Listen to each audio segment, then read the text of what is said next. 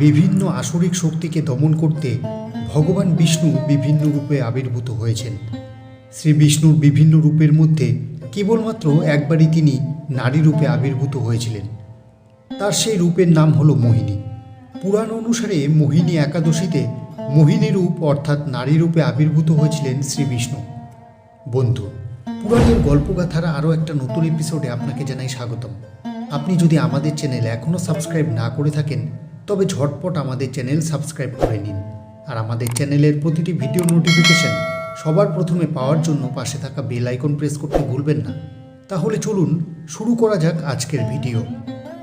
পুরাণ অনুসারে সমুদ্র মন্থন করে যখন অমৃতপূর্ণ কলস উঠে আসে তখন প্রথমে অসুরেরা সেই কলস জোর করে দেবতাদের থেকে কেড়ে নিয়েছিলেন। এতে দেবতারা অত্যন্ত ভীত হয়ে পড়েন, কারণ অশুভ শক্তির প্রতীক অসুরেরা এমনিতেই প্রচণ্ড বলশালী। তার ওপর অমৃত পান করে তারা অমরত্ব লাভ করে গোটা পৃথিবীর সামনে সমূহ বিপদ উপস্থিত করবে। এই কথা বুঝতে পেরে ভগবান বিষ্ণুর কাছে সাহায্য প্রার্থনা করলেন দেবতারা। তখন ভগবান বিষ্ণু এক অপরূপা সুন্দরী নারীর রূপ ধারণ করলেন। তার এই মোহিনী রূপে মোহিত হয়ে যায় অসুরেরা। নিজের রূপ দিয়ে অসুরদের ভুলিয়ে তাদের থেকে অমৃতপূর্ণ কলস নিয়ে নেন ভগবান বিষ্ণু। তবে ভগবান বিষ্ণুর এই মোহিনী অবতারকে দেখে চিনতে পেরেছিলেন একমাত্র রাহু ও কেতু নামে দুই অসুর। তখন তারা দেবতার ছদ্মবেশে দেবতাদের মধ্যে ঢুকে অমৃত পান করার চেষ্টা করে, কিন্তু তাদের চিনে ফেলে সূর্যদেব ও চন্দ্রদেব। এরপর ভগবান বিষ্ণু তার সুদর্শন চক্র দিয়ে রাহু ও কেতুর মাথা শরীর থেকে কেটে আলাদা করে দেন। কিন্তু যে সময় সুদর্শন চক্র রাহু ও কেতুর মুণ্ডচ্ছেদ করে ততক্ষণে অমৃত রাহু ও কেতুর গলা পর্যন্ত পৌঁছে গিয়েছিল। তাই তাদের মাথা থেকে গলা পর্যন্ত অংশ অমর হয়ে যায়। এর ফলে সূর্য ও চন্দ্রদেবের ওপর রাগ থেকে যায় রাহু ও কেতুর।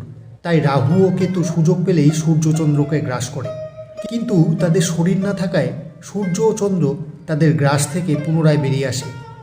পুরাণ অনুসারে সূর্য ও চন্দ্রগ্রহণের এটাই ব্যাখ্যা দেওয়া আছে। এছাড়াও পুরাণ অনুসারে একবার মোহিনী রূপ নিয়ে ভস্মাসুরের থেকে মহাদেবকে রক্ষা করেছিলেন ভগবান বিষ্ণু।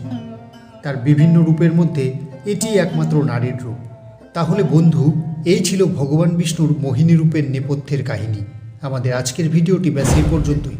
আমাদের আজকের এই ছোট্ট উপস্থাপনা আপনার কেমন লাগলো সেটা নিচের কমেন্ট বক্সে কমেন্টস করে জানিয়ে দিন। আর ভিডিওটি ভালো লেগে থাকলে একটা লাইক করুন আর শেয়ার করে দিন আরও বন্ধুদের কাছে। তাহলে আরও একটি নতুন কাহিনী নিয়ে দেখা হবে পরবর্তী ভিডিওতে। তার আগে আপনারা অবশ্যই ভালো থাকবেন, সুস্থ থাকবেন। ধন্যবাদ।